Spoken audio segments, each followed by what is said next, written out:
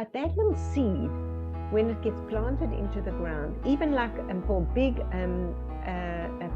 acorn tree, right? Big oak. If you look deep into the ground underneath the oak, you will never find the acorn, because it has to disintegrate for the growth to take place. That's beautiful. So the metaphor here is about when a seed goes into the ground, if it wants to hold on to its identity in this way, then it's just going to stay a seed. But it has to go through some kind of rotting process and disintegrate to become something even bigger.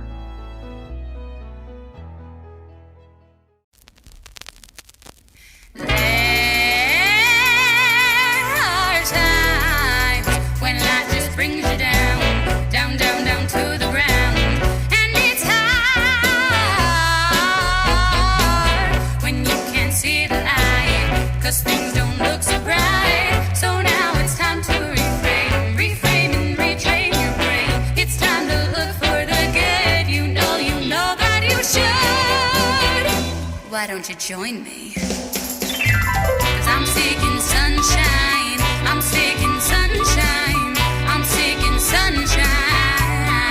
Oh, oh, oh. I'm seeking sunshine. I'm seeking sunshine. I'm seeking sunshine. I'm seeking sunshine. Welcome to the Seeking Sunshine podcast, where we're going to learn how to find the happy when life gets stormy. I'm Karaleigh Garrison, your host and guide on this incredible journey of self-discovery and empowerment. In a world that often seems clouded with negativity, this show is here to flip the script on how we perceive the world around us and everything life throws our way. We're on a mission to banish those negative mindsets and uncover the beauty that surrounds us. It's all about realizing that when you change your perspective, you reclaim your power. There is always something to be grateful for, but it starts by changing the way you look at it. Far too often, we view our lives through this really narrow lens of what is, and we miss the big picture. So the next time something bad happens, I dare you to reframe it and seek the sunshine and watch how it can transform your life. Remember, you need the darkness in order to see the light. Remember that there are trials in every blessing and blessings in every single trial. Seeking sunshine, this entire mindset, has changed my life, and I promise that it can change yours too. Trust in the power of your journey. Trust that your pain can become your purpose, and that your mess can be your message. Life is hard, but we can choose to be happy anyway. Welcome to Seeking Sunshine. Hello. Welcome back, everybody. It is time for the Seeking Sunshine podcast. I'm so thrilled to be able to talk to you guys again. It is a gorgeous, rainy day here up in Utah, and that means that we actually have snow on the mountaintops for the first time this season.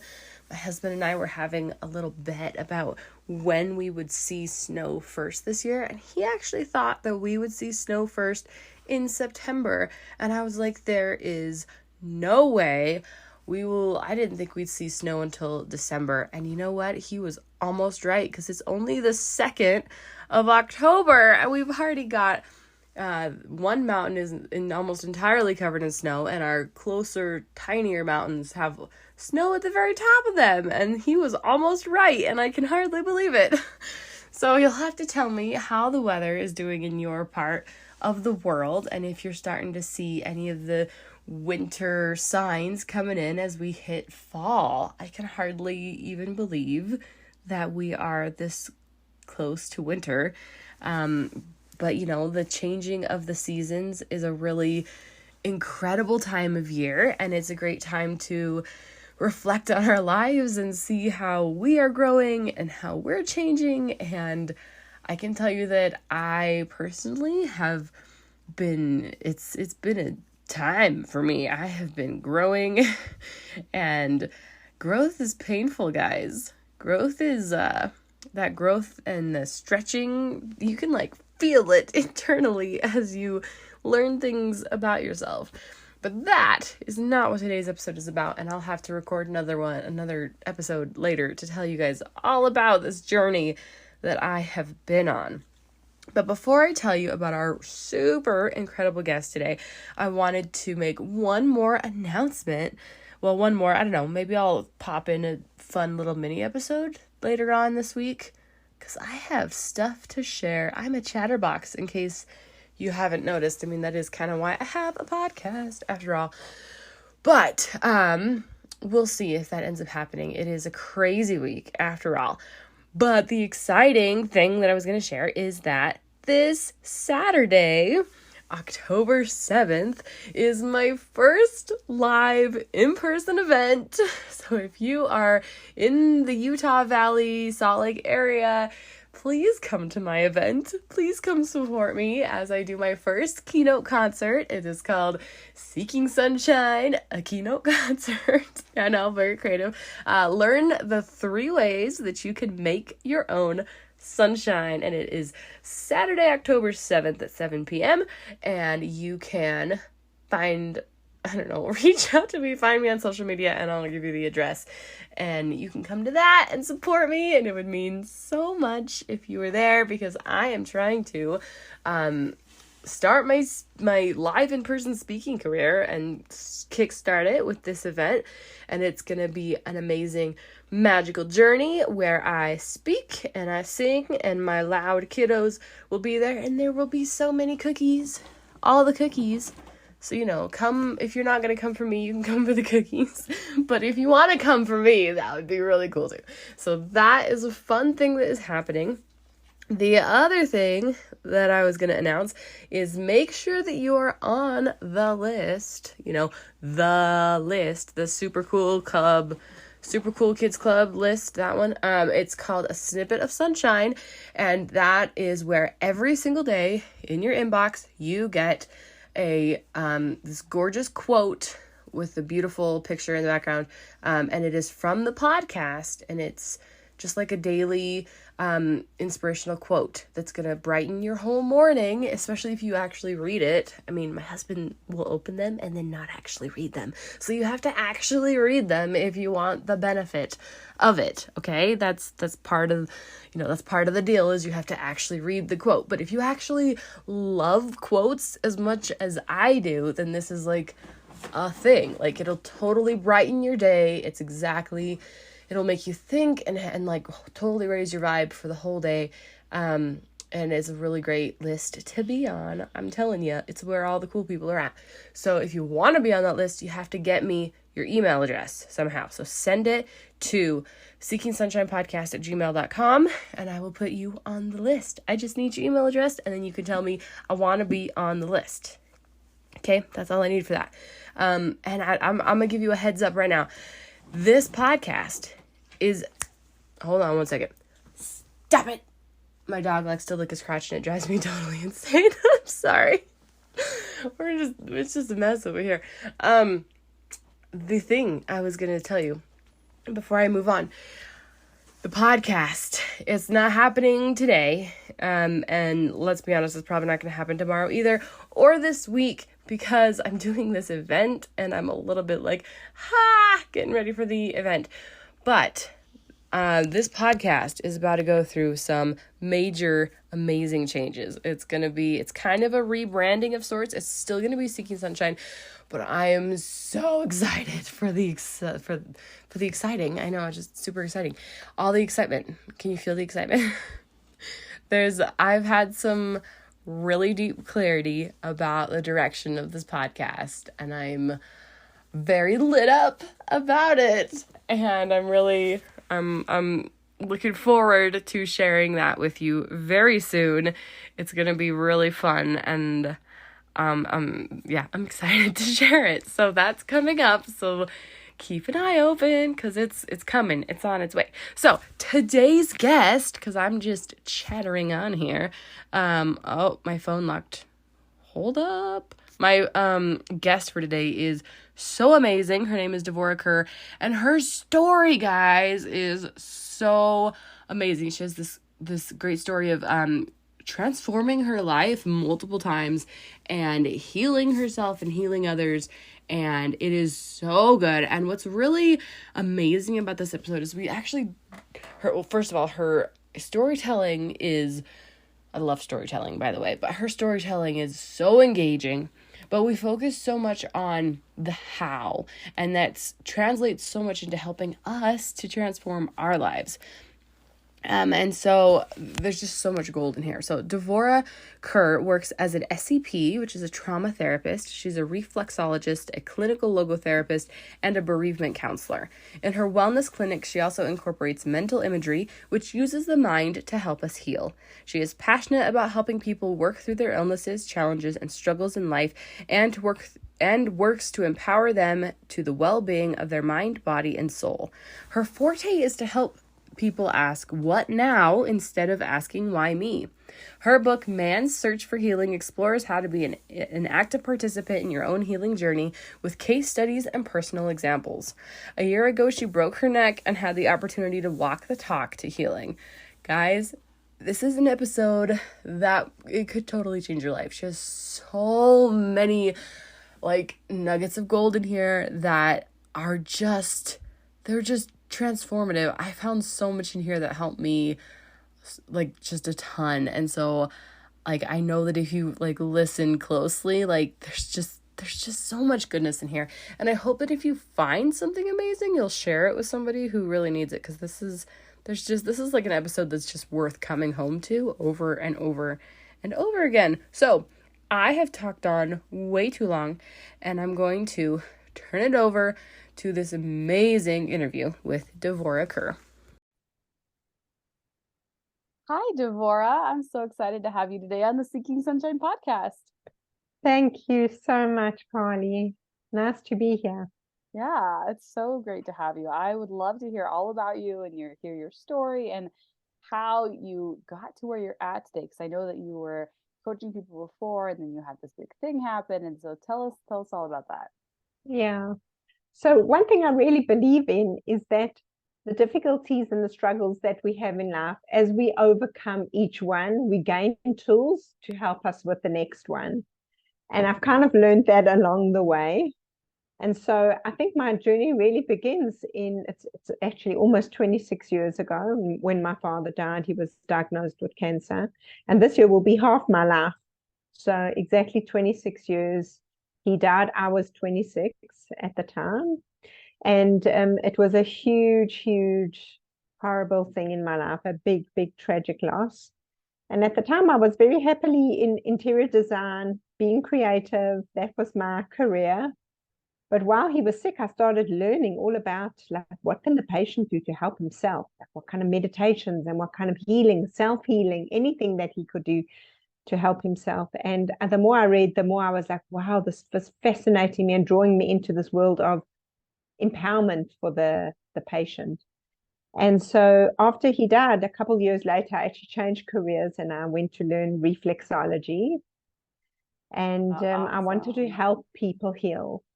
And also I myself wanted to heal from the loss of losing my dad. But with reflexology, I found that the tools that I had were only to help on a body level. Like if women came to me who wanted to have a baby, and I could help get their hormones right, get their cycle correct. And if cancer patients came, I could help them get their immune system working right. But I couldn't help them with their questions of anguish, like, why can't I have a baby? Or why do I have to be sick? And really frustrated me that, yes, I can help people heal, but only so far as the body. So then I came to study something called logotherapy, which is the teachings of Dr. Viktor Frankl. And his book is called Man's Search for Meaning. Yes. Okay. And yeah, seeing recognition in your face.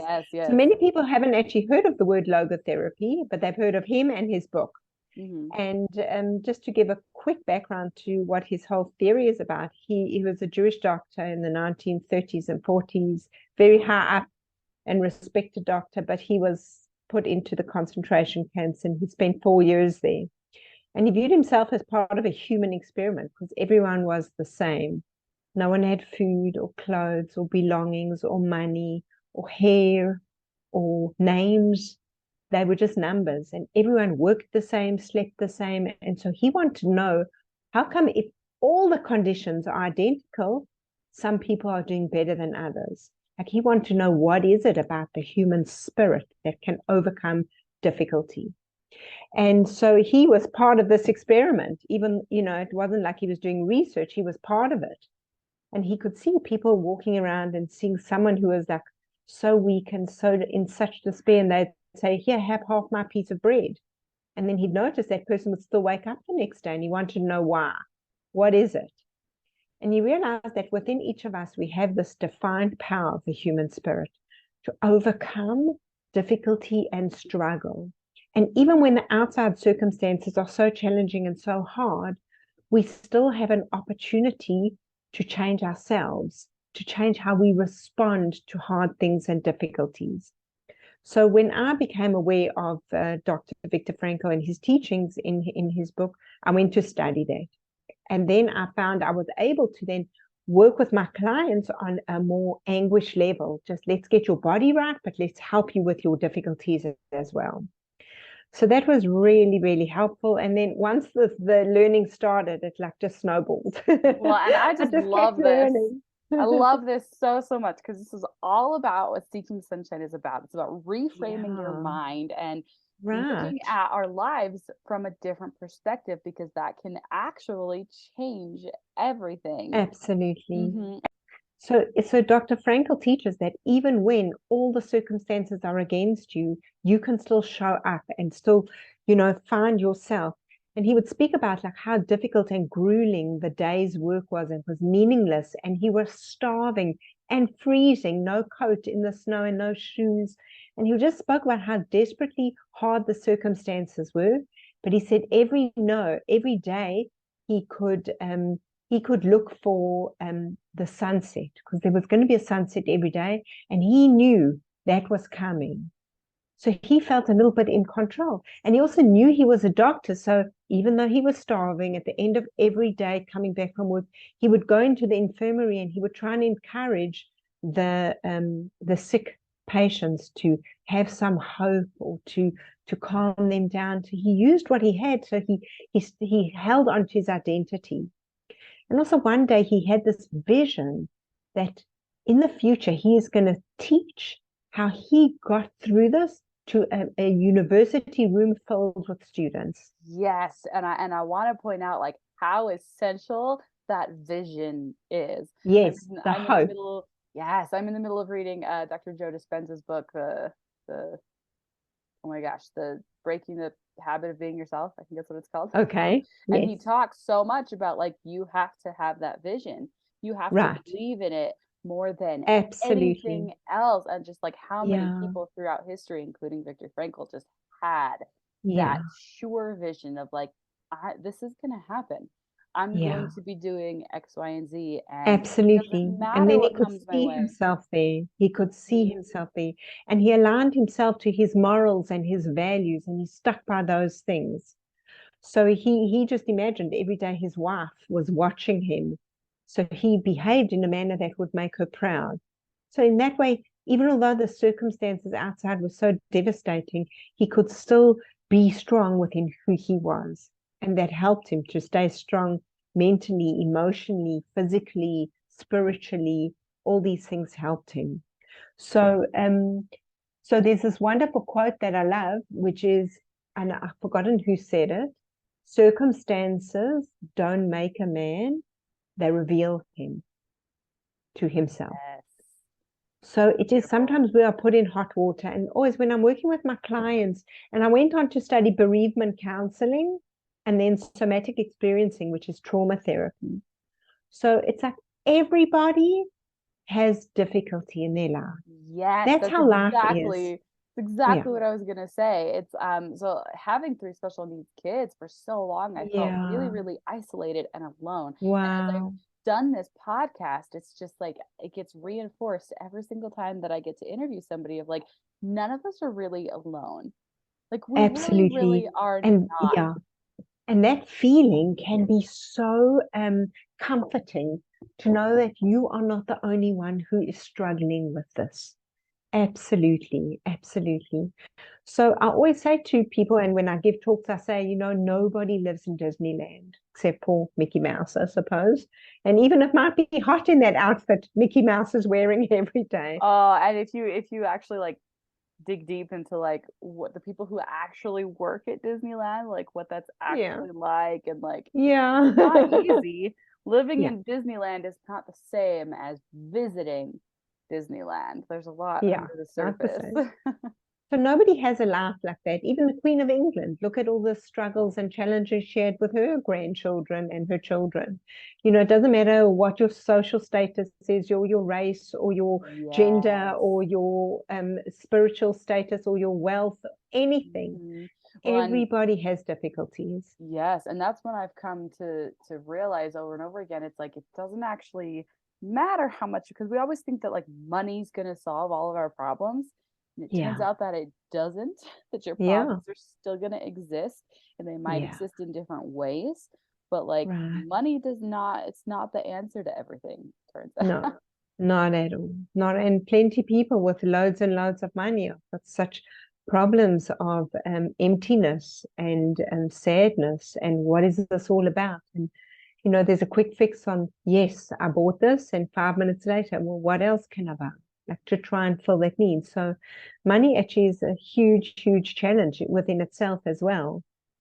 Um, so this is how I love to work with people, is helping them find that within them, which is their defiant power of their own human spirit, to overcome and show up to their life challenges that they're dealing with. So when I studied somatic experiencing, which is a kind of trauma therapy that we do in the nervous system, I was just so wowed by these tools, A, to do them on myself and to help my family, but to help also people that I work with, because trauma gets stored in the body. And it could be something small from first grade when you stood up at the end of your play and you forgot your lines and everyone laughed. And that has stayed with you to be shy till this very day, right? So that's something that sits in the nervous So system, and true. it doesn't have to. It doesn't have to. And traumas happen where accidents happen, or we tried to run away and we couldn't, or we hoped for this and it didn't happen that way, or accidents. I work a lot with medical traumas as well, birth traumas or cancer, related surgeries and dental traumas, that these things, if they stay in the nervous system, they're going to cause havoc and problems for for a long time to come. So I love to empower people to say that we can bring your nervous system back to regulation and back to balance, and we can discharge slowly, slowly. Somatic experiencing is very gentle to help people let go of their own traumas. So also then I've studied IFS, which is internal family systems, which is also the different parts of us that come about in different circumstances of challenge in our lives to protect us. So going back to that that that little child who perhaps got shouted at by a parent that was too much for them, and then they get a part that says, I'll never let that happen to you again, you won't be degraded again. So then we start acting in a people-pleasing way or a something. So it's about working with people to help them realign with their self, because the theory behind it is that everyone was born whole and perfect, and that is like the core of who they are, and we can come back to that. Sometimes along the way, the self, the core of who we are, gets covered up a little bit, and then these parts develop that start to run the show because they don't believe that the self can really navigate correctly. So we introduce these parts back to the self, and we bring harmony to the body. So all of this learning, then you ask, like, well, where's the No, I love sunshine? that. I love, Yeah. well, and there's so much beauty and truth in everything that you've been talking about, and just like Yeah. bringing ourselves back to wholeness is so, so beautiful. Wholeness. Yeah. It's so important that that is available for everyone. Mhm. Once I had a client in the midst of COVID where she was already in her her late 60s, and her husband were in lockdown, cut off from their whole family. And he was ill, and she had always wanted to get divorced, and they didn't have the money to separate. So she was stuck with him now. And now he was so ill that she had to take care of him, and she was resentful about it. She couldn't do it, but she had to. She had to do it. So how we worked on that, and it was so beautiful how she was able to overcome it, was we didn't look at what she had to do by looking after this sick man who she was so repulsed by, and it was intimate things she had to do to keep him alive during that time. But we looked at what her moral compass expected of her. And each time she treated him badly, she felt disgusted in herself. So we didn't look at the project of taking care of her husband. We looked at the project of how she would feel at night when she got into bed. And then the taking care of her husband became easy, because she was now taking care of herself. She was living aligned with her morals and values. So the taking care of her husband was just work that she did to keep herself upright. Right? It was so beautiful and not easy, but she was able to, she was able to do that.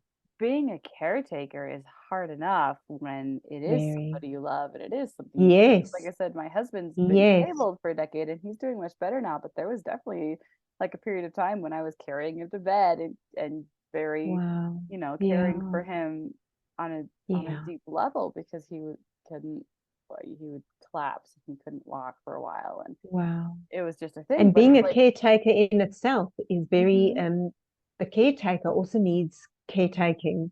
It's very important that the caretaker, and I can hear that this podcast has become very meaningful for you. It sounds like something that fills your pot. If you don't, feed your own soul and care for your own needs, if you actually you can't give to others. You can't give to others. But what's more is, like, when you do prioritize your own needs, you actually are better to the rest of the world. You show up from a much better, healthier place. Because and my favorite quote that I say in every episode is, people make bad choices when they're mad or scared or stressed. It's from the Disney movie Frozen. Awesome. But it's in a song, and it's, when we aren't showing up as our best selves, we're often irritable and grumpy and, snippy, and we're just impatient with our kids and those around us and our spouses and whoever. And it's like, when we do recognize our own needs and fill those, then we're way more patient, and we're kinder and more compassionate, and just all the things. Absolutely. So that's really a good message for women to receive, that, because sometimes they need permission to take care of themselves. So I'm constantly working with women who will not go to that dance class or the walk on the beach or anything, or spend money on themselves, because it is almost like denied and not deserving. But they don't realize that you wouldn't like push your car. Like, let's say you saw that red light come up on the car. You wouldn't say, like, listen, in 3 days, I'll get you some gas. That's one of my favorite self-care metaphors, is putting gas in your car. Like, you don't expect your car to run out of gas, and you're just like, well, keep going. Just keep going. It. Push through it, car. You can stack it up and get on with it. Yeah, right. And so we treat our car often better than we treat ourselves. So I really am an advocate for helping women look after themselves, because you can't, that feeling like when you go do something. For me, I love to walk in the forest. When I come back from that, I have so much love to give, because I'm full. Well, and there's really something to be said, especially for moms, because that's who I tend to work with a lot, is having that space for silence, giving yourself just space. Because, I mean, for me at least, like, there's just constant chaos all the time. The kids are fighting, the TV's on, somebody's screaming because of something else, right? It's like there's always just some sort of craziness going on. And so you really, like, we don't give ourselves enough silence in our day. And a walk in the forest is such a beautiful example of that. like just Absolutely. giving ourselves If that that's what space. speaks to you, it might be the beach, or it might be the park, or, it could be Yeah, or anything, whatever but you have. find what works for you and do that. Well, And if and you can't, what's really hilarious is like I'm trying to do like a 30-minute walk every day, and it's been pouring rain here, and it's been difficult because my kids have been sick, and so I haven't been able to like get out of the house. And they were finally better enough to go to the pool last night, but my severely autistic semi-verbal son was really upset that I won't buy him some DVD that you can't buy anymore because they don't make it anymore because no one watches DVDs anymore. So he was just, Right. instead of going to swim, which he's been begging me for 3 days, he sat there and screamed at me. And I walked away and I did my laps around the pool and I did my walking at the pool Wow. and just kind of let him sit there Yeah. and do his own thing and be upset by himself. And I just sort of was like, nope, I'm taking this time. I'm just gonna, and so sometimes we have to adapt, and we have to fit it into whatever our lives like look like. And so for me, that meant doing my 30-minute walk around the pool while my kids played or screamed. Yeah. So I think we have to find things that can help us. Yeah. Which brings me to my book that I wrote, called Man's Yes. Search for Healing. I'm so excited for that. So it's based on the principles of Dr. Viktor Frankl, his logotherapy. And logotherapy means, logos in Greek means meaning. So it's a type of therapy to find meaning in the struggles. It's very real. So my book is, I love that. Yeah. That whole idea. I just want to pause for 1 second and be like, finding meaning in the struggles is such an incredibly life-changing idea. And like I call it seeking sunshine and finding the positive, but meaning is right in there with it. Like finding, because sometimes we're in the middle of a trial and we're like, I don't see a way out of this. I don't see any sunshine. I don't see anything good about this. Like I don't see how this could be happening. And just opening ourselves up that like I might be able to see the meaning in this later on. I might be able to see, once I have a little more perspective and I'm a little bit more distant from it.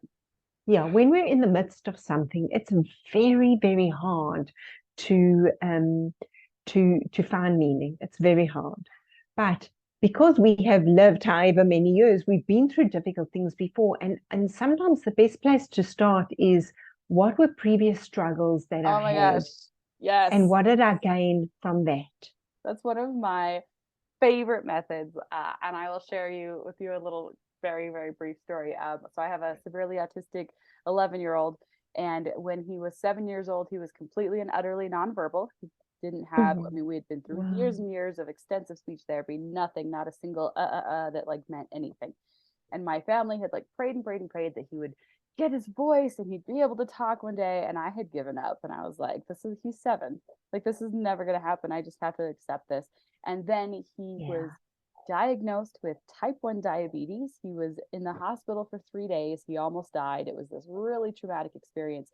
And within a month, he could say all of his colors. And his voice, his words skyrocketed from that moment on. And now we're 4 years later and he never shuts up. And it's one of my like biggest struggles is that like he just won't stop talking. And it's this crazy miracle that I am constantly looking back on and going, okay, whatever I'm dealing with now, maybe I just haven't given it enough time for the miracle to happen. Right. Because when I was sitting there in that hospital room, like completely overwhelmed, just in an utter state of shock, like how on earth could God allow this to happen to my child who's already disabled? And now we're adding another, now we're adding now you're bringing diabetes, another lifelong condition. Like, how is this fair? How is this in any way okay? And when you're in that moment, don't see the whole picture. And so like recognizing that now when I'm going through things, it's like, okay, maybe I just can't see the whole picture yet. Maybe I'm still looking at it with blinders on because I can only see the moment. And if I can just step back and accept that there's probably more to the story that I don't know yet. Yeah, absolutely. And that, when we can take a bit of perspective, that really is that is excellent. And actually, when you were speaking there and you're saying like, why does my child now have to get diabetes? This is one of the things in logotherapy, which is I found so powerful. We don't ask why me, but we ask what now. And that's a kind of like shift in thinking to move from victim status to being an active participant in our own journey. And in my book, I write a lot about this, that we don't have to just be the recipient of all this bad news and bad diagnoses and hardship and difficulty, because even within that, we still have choices, you know. Circumstances may have brought on so many challenges and difficulties, but we can still choose how we will respond. So we always have a choice. We always have a choice. Guys, I just wanted to pause here for 1 second to let you know about the awesome thing that I'm doing right now. I'm so excited to announce that I'm offering a custom song experience for a small number of people. This is your chance to take your story, your podcast, or your business even, and turn it into an incredible, timeless work that will bring back beautiful, loving emotions for decades to come.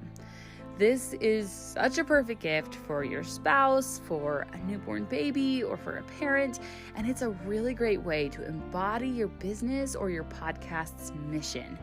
We're going to meet together several times and deep dive into the message and emotion you want to convey to make sure that you're getting something that you absolutely adore. A custom song is an incredible asset for advertising, for lifting team spirit, and for encapsulating family memories. If you are interested in a custom song, please email customsongs@karaleighgarrison.com.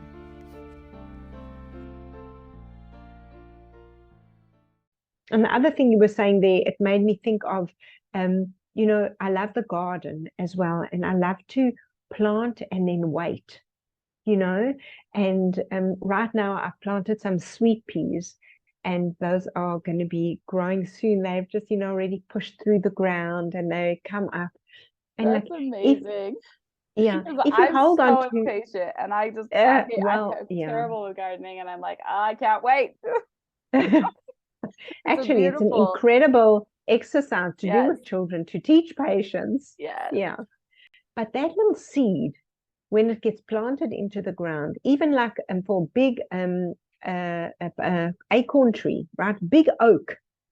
If you look deep into the ground underneath the oak, you will never find the acorn, because it has to disintegrate for the growth to take place.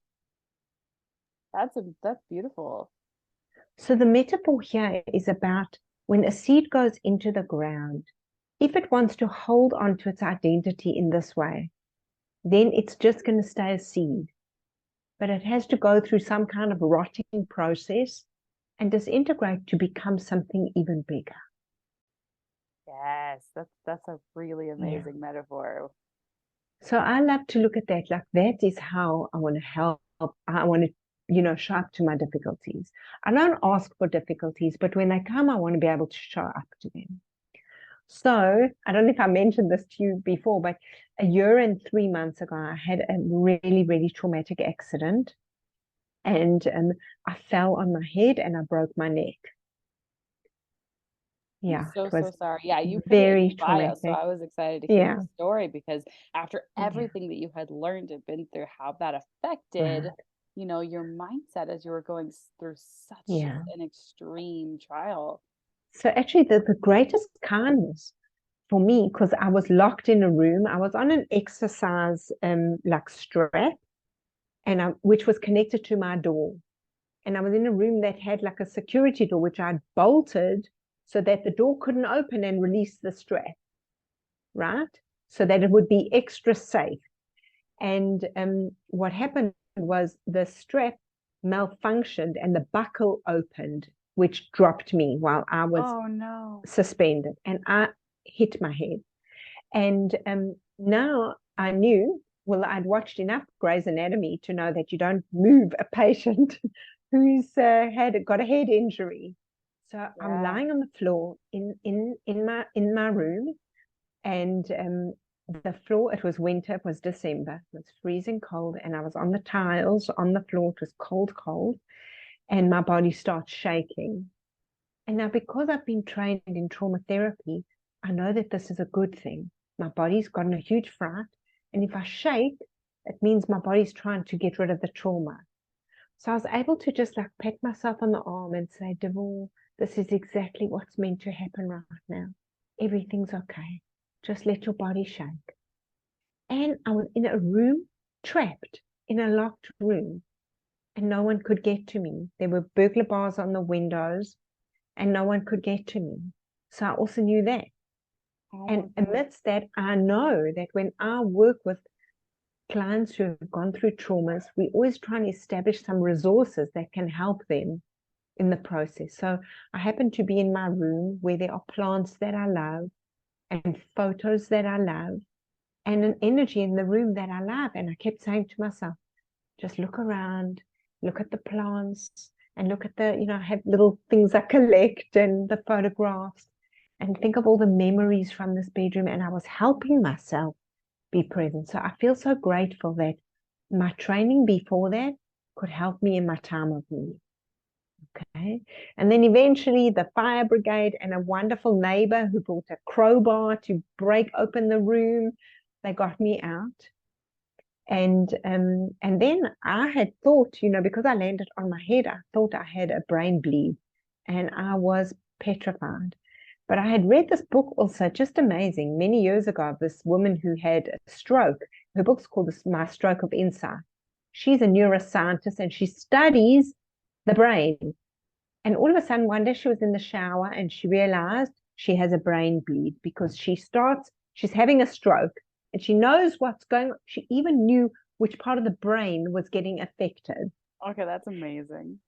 And amazing. So her training taught her what she's looking for. So she knew she had to call for help, but she didn't know what numbers were. Like she knew there was something, 911 needs to be dialed, but she didn't know what that was or what the numbers were on the phone. Yeah, the fact that she has enough she clarity. Lost it. Yeah, I must say, in the middle of a stroke, to have any sort of clarity to think through that is... Yeah. So, and then her whole book is about how she recovered. I'd read this book years before, and I was like, oh my God, my brain is bleeding, and this is really bad. And I was like, I know my name, I know where we are, I know it's Monday morning, I knew the year, I knew everything. And so they was like, okay, what's going on then? And then I was like, wow, I can wiggle my toe. This is good news. The fact that my body was shaking, I was like, this is good news. This must be good news. So I was able, because of things I know or seen on TV or know, I was able to calm myself down. Well, and I have to say, like, what a blessing, because like the vast majority of people who, if they were to go through that, they'd be like, my body's shaking, and that would send the panic through the roof because they'd be like, this doesn't feel normal. This feels out of my control. And that's really scary. And so for you to be like, no, this is the body's response. Yeah. Everything is okay. Yeah. This is what's supposed to happen. Like, that's beautiful. Yeah. And I could just keep myself calm. And then I would be taken over by panic.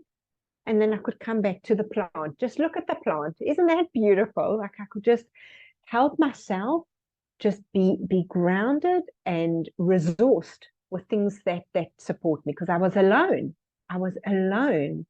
And that really helped me. And then, the waiting in the hospital, and it was COVID time, and I just wanted my mom to be there. And I knew she would never be able to come because she's in her 70s and they would never allow her in the hospital.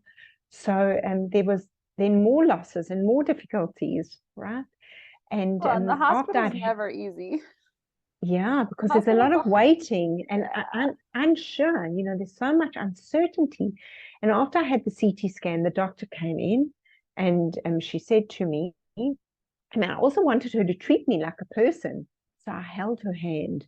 She looked at me like, what are you holding my hand for? But I was scared, and I was scared for what she was going to tell me. So I held her hand, and I just connected to the humanity in her, that she would break whatever news she had to tell me, like in a kind way, which she didn't. And all she said to me was, she said, You're lucky you didn't die. You're lucky you're not paralyzed. Your neck is broken and don't move. Oh, Right? man. Yeah. So the first thing I thought to myself was, what? Who breaks their neck? And the second thing I thought was, I'm going to teach people about this, how to get through it. And I didn't know how I was going to get through it, but I just knew I was going to be able to talk about it later. So why were you in a strap thing in the room before that?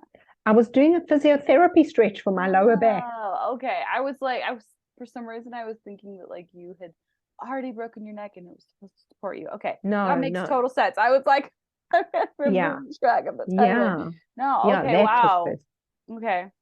So I just knew, and I would say to myself, you're going to be okay. I don't know what okay is, but whatever is meant to happen here, you're going to be okay.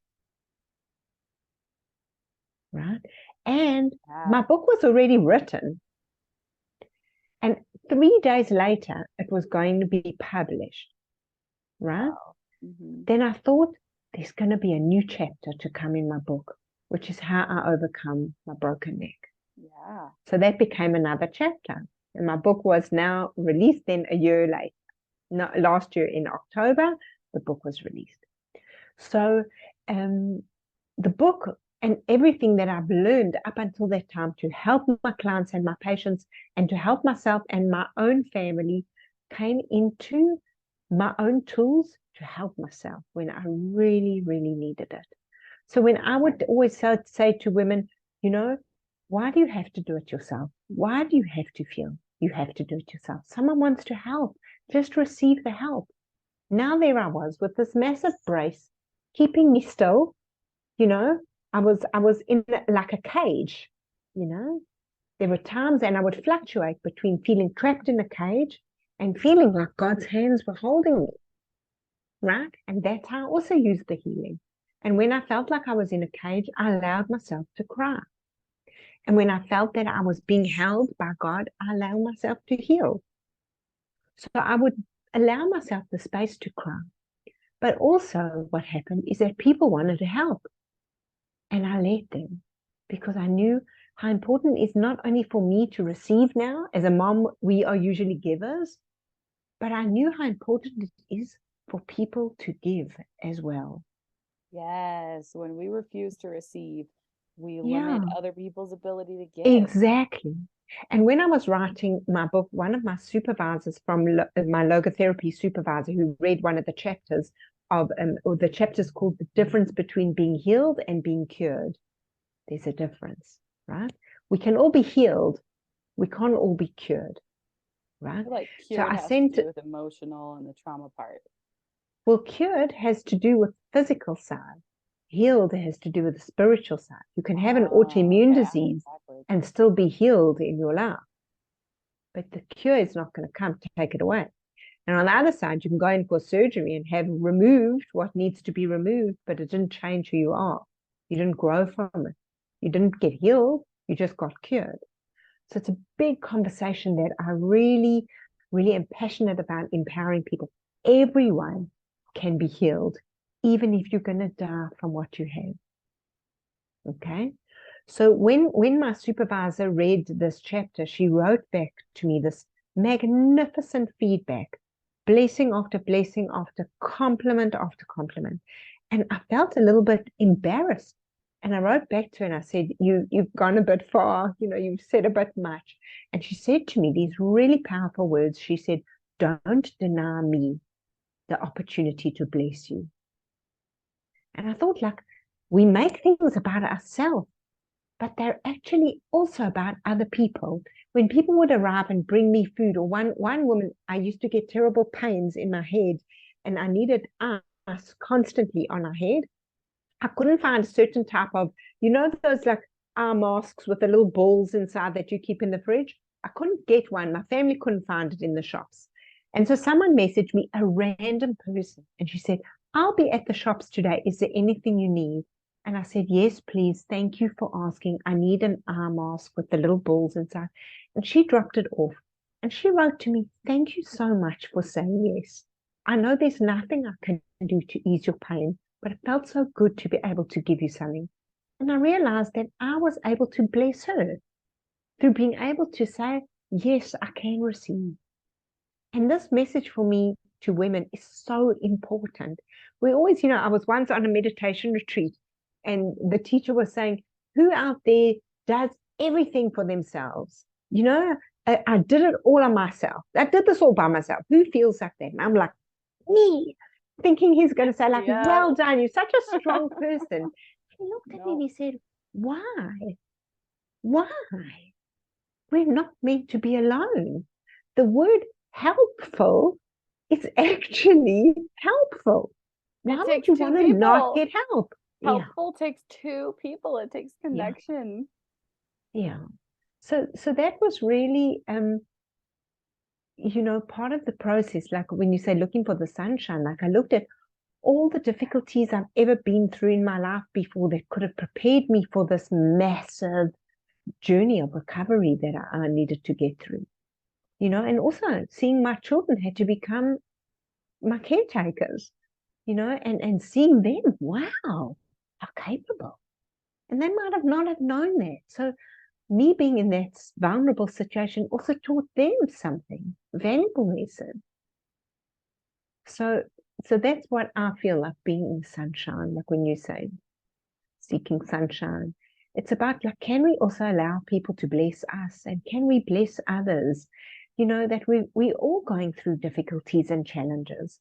Can we also forgive? It's another chapter written in my book, how important it is that we don't drag around with us in our life all the resentments from the past. Is there a way that we can let these things go? Not for the other person, but because they weigh us down. They're not good and healthy for us. We can't flourish. Like think of a little plant trying to grow with a brick on top of it. Can't flourish like that. It won't receive any sunlight. So what we do when we hold on to so much pain from the past, we don't allow ourselves to be present in our present and stepping forward into our future. So these are things that I write about in the book. I speak about attitudes. I speak about gratitude. I speak about something I'm also so passionate about, which is called post-traumatic growth. That after trauma, there can be growth.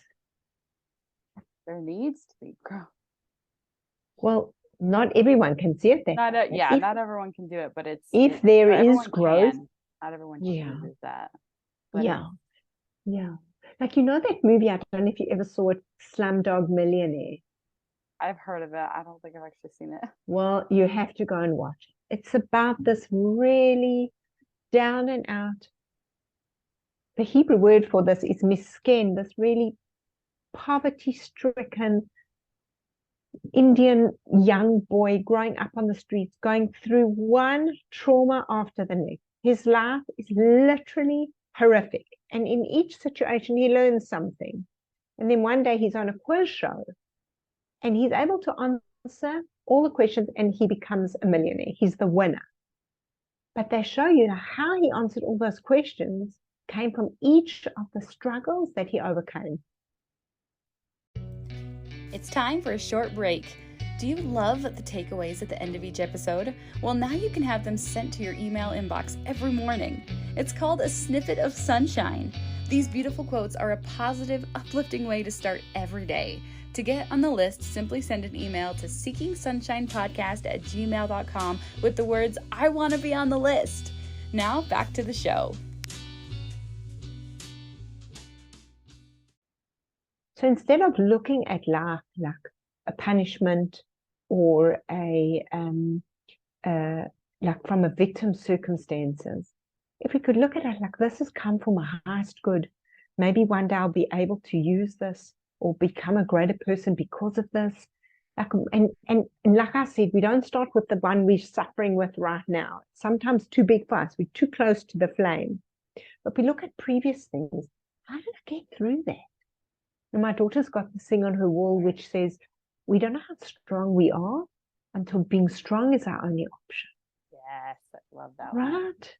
I love it too, because we don't wake up on a normal, whatever it's today is Wednesday, and think, how can I grow today? We don't do that. We don't ask those questions. But it's life's difficulties that push us into those places of growth. Yeah. So growth is good. So it's about connecting to that. Yes, that was beautiful. The growth is good, so it's about connecting to that. And we resist it. We resist change, and we resist growth, and we're like, no, can't I just be like good how I am? And it's like, actually, while you are incredible how you are right now, you deserve to grow. You deserve to be even better. You deserve to change and improve and grow. Yeah. And we might be limiting ourselves just to being an acorn, where we could become a mighty oak. But only if we're prepared to weather the storms and the rains and the everything that will knock us down enough. Then if we can push through that, then we can flourish as a giant oak. Oh man, so true. So remind me the name of your book and tell us where we can find it. Yeah. So my book is called Man's Search for Healing. And some people who aren't familiar with Dr. Frankl's book say to me, why did you call it man's? What about women? I'm like, this is a book for mankind. Yeah. And we're all searching for healing. Like I said, the goal in life is not to live forever, because no one has. It's not what happens. The greatest of human beings have moved on. Mandela, Mother Teresa, Moses. These people have come and gone, and so will we. But the goal in life is to live each day well. And that is what I feel is healing. And that's what my book is about. It's taking logotherapy principles and showing how we can each find and use these tools to find healing in our lives, even if we can't change the external. Yeah. I love it. So it's available on Amazon. Yeah. So we're all going to have to go grab it right now. Yeah. We're going to go do that. Search for healing. Awesome. Yeah. I'm so excited for that. And is there anywhere people can find you on social media, or do you have a website or something where people can find you, work with you? Okay. So, and I do online. This was another gift of COVID. Yeah. And actually the book was born during COVID because my reflexology clinic was closed down because of lockdown. So I had a whole lot of extra hours that I started to use well and wrote the book. Right. Awesome. So people can find me at my website, DK, my initials, Devorah Kur, dkwellness.co.il.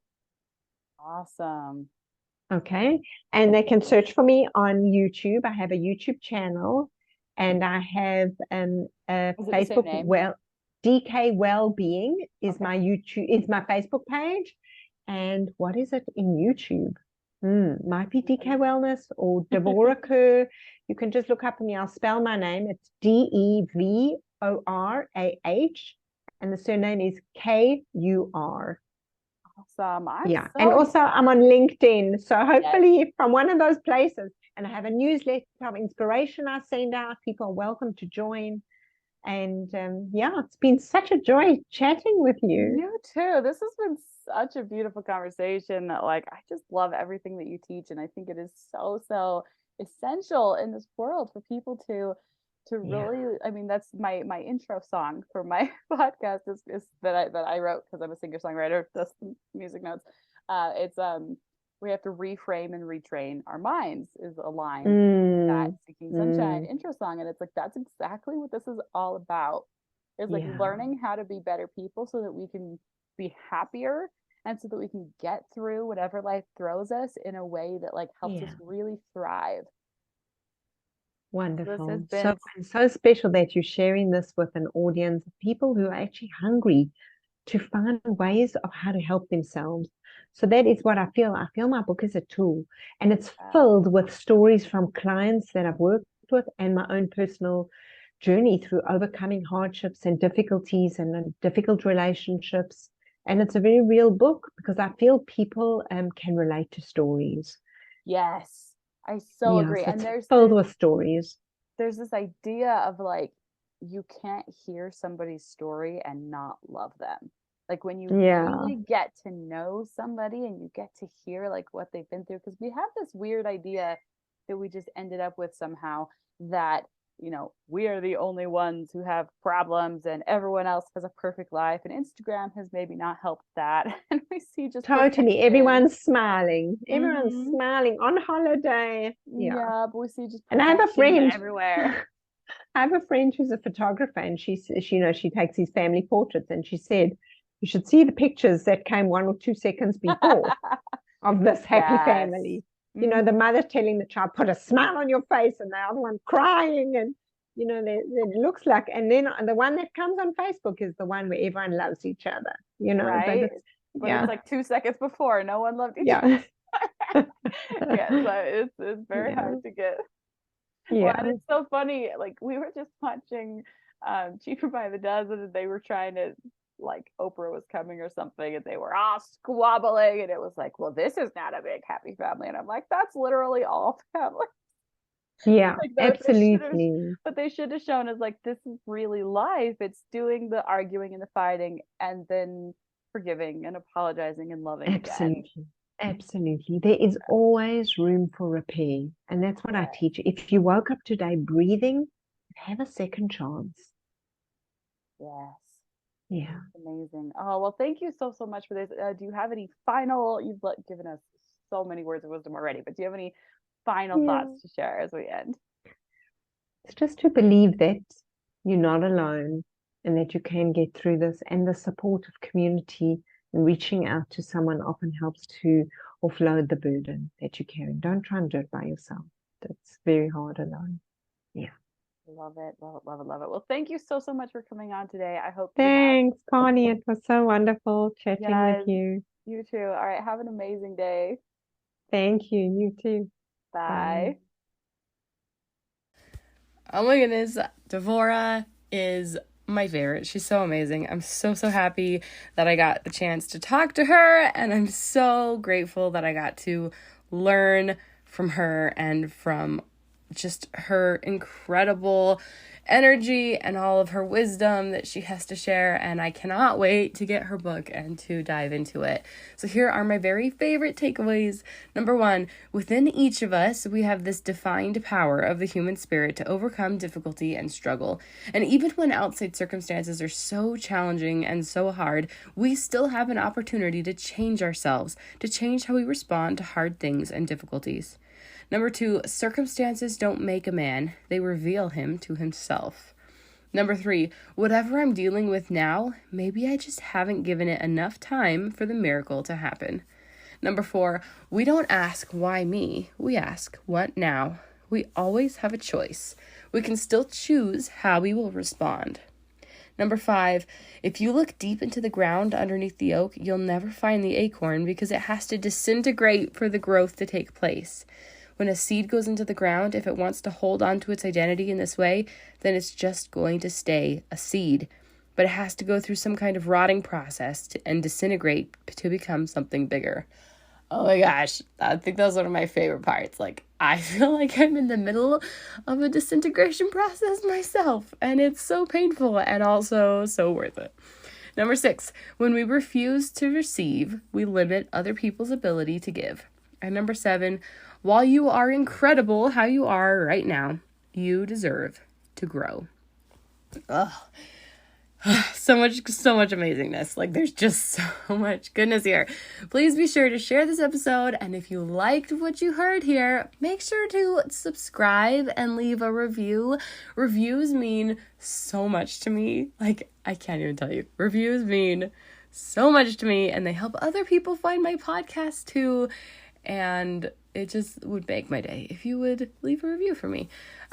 Be sure to go find Devorah's book, Man's Search for Healing, on Amazon. You can also go to her website, dkwellness.co.il, and you can find her on YouTube and LinkedIn.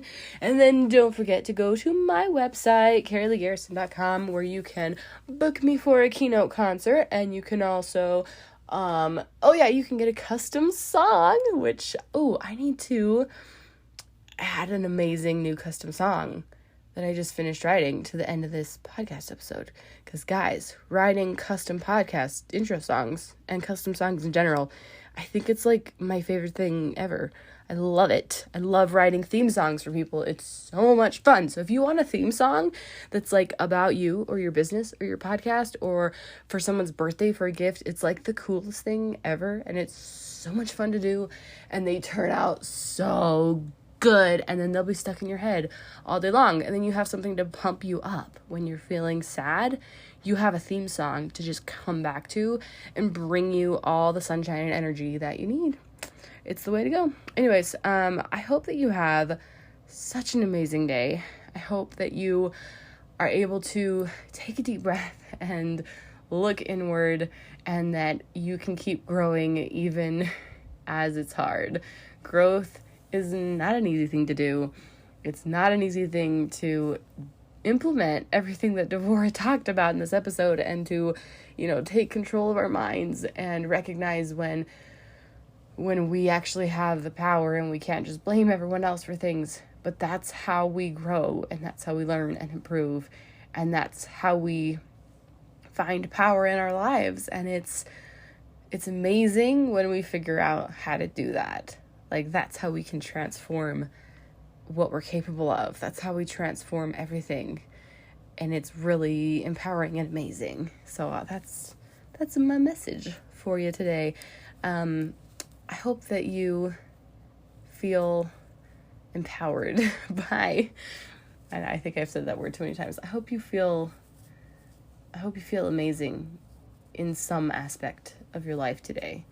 I know that life can be really difficult, but I hope that there's a little sparkle of sunshine in some little way today. And I hope that you can find it and cling to that, because I can tell you what, I am doing that today.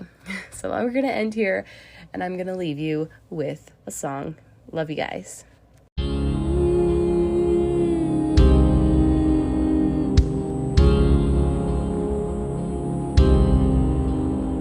When you are wondering what comes next, try to find your purpose when everyone has left. You gave them hard not to feel small. It's time to find your light again and free the child within. Unleash, unleash, unleash, unleash, unleash, unleash your inner radiance. Unleash, unleash, unleash, unleash, unleash, unleash your inner radiance. You were once a child out to play. You spoke your mind, you did things your own way. When did the fear crash down? How do you find the magic now? You thought that you had given up your dreams, but look inside your soul, they're lingering.